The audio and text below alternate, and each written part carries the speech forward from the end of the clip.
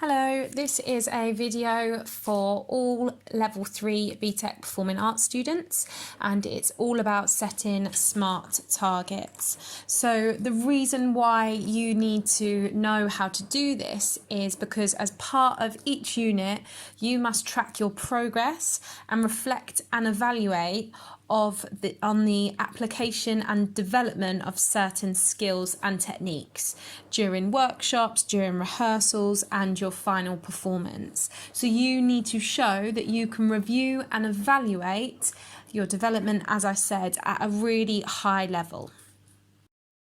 Why is it important to set targets? Just have a think about that. So setting a target provides focus. It helps you to have a vision. It's a reminder of your goal, so your end goal. You have to set little targets as you go along. It provides direction. It gives you motivation, and it helps you to organise your time.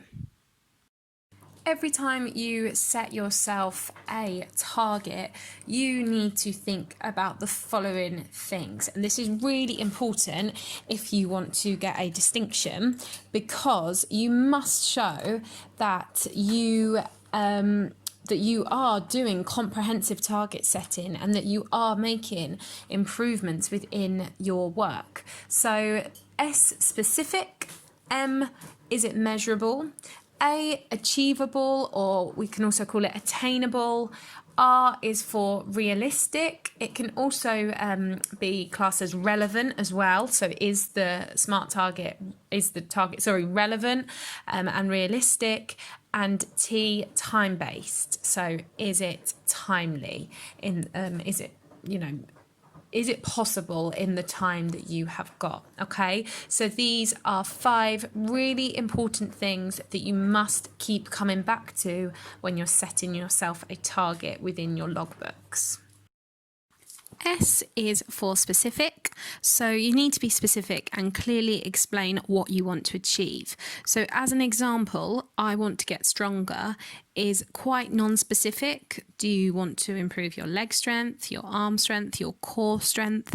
So to say something like, I want to be able to do 20 push-ups is a much more specific target that you can actually work on. A more dance-specific example might be, I want to develop my confidence when creating new and original movement. M is for measurable, so targets that identify what you have to do in order to succeed.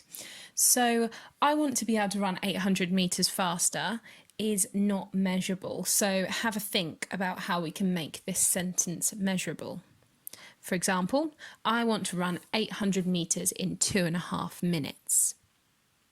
Now, thinking about a dance-specific example, we could say, to improve my accuracy when performing technical phrases, I will use video recordings to assess and inform areas of development. A is for achievable or attainable, okay? So it has to be something that you can accomplish, okay? It's something that is possible for you to accomplish. And I mean, anything is obviously possible, but you have to think about the time frame that you've got and the skills that you already have and what is realistic that you will actually be able to achieve, okay? So things like here's some examples. I'm going to earn £2,500 by next week if I wasn't to have a job is not necessarily going to be an attainable target for me. Okay, I will win a BAFTA award in 2021 for being the best actress in a leading role. Again, it's maybe not achievable at this current time. Okay, so thinking about a dance-specific goal for this, to improve my core strength by holding the plank for 30 seconds every day for 1 week. That is a much more achievable goal if you have a look at that. The key thing that you need to be doing throughout your logbooks, though, is considering how you're actually going to attain your goal. Okay, so to improve your core strength, you could do some more research to develop a greater understanding of the muscles which are part of your core. Okay, and you might also then perform exercises to develop the strength of different core muscles. Okay, so it's really important that once you've set your target, you actually think, how can you actually attain that? Okay. R is for realistic / relevant. So the target you set needs to stretch and challenge the skills and knowledge you already have whilst remaining attainable. It also needs to be something that you are willing and committed to work towards. So if you have said that you want to complete a grade 5 ballet exam in 6 months, is that really realistic if you've never taken ballet before? Or will you need longer to obviously hone those skills and technique? So have a think about now what performance skills you would like to improve, and of these skills, how would you like to improve them? And T is for a time-related target. So you need to have a time frame for the target or deadline. It really helps you, obviously, if you have a deadline in place, so that you know exactly what you're working towards rather than leaving it open.